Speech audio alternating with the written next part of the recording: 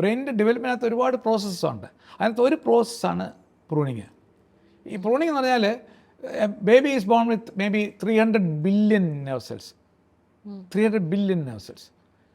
അതിനെ പ്രൂൺ ചെയ്ത് കൊച്ചാക്കി കുറച്ച് കൊണ്ടുവന്ന് ഒരു 100 ബില്യണൊക്കെ ആകുമ്പോഴത്തേക്കും കൊച്ചു മെച്യൂറാവും. അന്നേരം നിലനിൽക്കുന്ന ഫങ്ഷൻസാണ് പിന്നെ ജീവിതകാലം മുഴുവൻ നിലനിൽക്കുന്നത്. അപ്പോൾ ഈ പ്രൂണിങ് നടക്കുന്ന പ്രാഥമികമായിട്ടും വളരുന്ന സ്റ്റേജിൽ ഡെവലപ്മെൻറ്റൽ പീരീഡിൽ കൃഷിക്കാരും കേട്ടാൽ മനസ്സിലാവും. നെല്ല് വിതച്ച് കഴിഞ്ഞാൽ ഈ എല്ലാ നെല്ലും കൂടെ ഞാറായിട്ട് വളർന്നു വരും. നമ്മളുടെ 3 ആഴ്ച കഴിയുമ്പോൾ 10 ദിവസം കഴിയുമ്പോൾ ജോലിക്കാരെ ഇറക്കും. എന്നിട്ട് അവർ ഈ പച്ചപ്പ് കുറഞ്ഞ ഞാറെല്ലാം പറിച്ച് കളയും.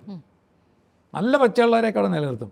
അതിന് നമ്മൾ നാട്ടിൽ തെങ്ങ് നടുമ്പോൾ 20 അടി അകലത്തിൽ നടും. എന്നാൽ 10 അടി അകലത്തിൽ അത്രയും കൊണ്ട് തേങ്ങ ഉണ്ടാവില്ല. അപ്പോൾ ഫങ്ഷൻ നന്നായിട്ട് നടക്കണമെങ്കിൽ, റോബസ്റ്റായിട്ട് ഫങ്ഷൻ നടക്കണമെങ്കിൽ ഈ പ്രൂണിങ് വേണം. ആ പ്രോസസ്സാണ് പ്രൂണിങ്. അല്ല, പ്രൂണിങ് എന്ന് പറഞ്ഞാൽ ചിലർ പറയുന്ന പോലെ അത് നമ്മൾ ഗാർഡൻ വെട്ടി നിരപ്പാക്കുന്ന പോലെയുള്ള നിരപ്പാക്കലല്ല പ്രൂണിങ്. അതൊരു ഹ്യൂജ് ഇൻവെസ്റ്റ്മെൻറ്റ്, ന്യൂറോബയോളജിക്കൽ ഇൻവെസ്റ്റ്മെൻ്റ് ഉള്ള ജനറ്റിക്കലി കൺട്രോൾഡ് ആയിട്ടുള്ളൊരു പ്രോസസ്സാണ്. ഈ പ്രോസസ്സ് നടക്കുന്നില്ല. ഈ പ്രോസസ്സ് നടക്കാത്തതുകൊണ്ടാണ് ഈ ഓട്ടിസം ഉള്ള കുട്ടികൾക്ക് for example 300 billion nerve cells ഉള്ള കുറയുന്നില്ല.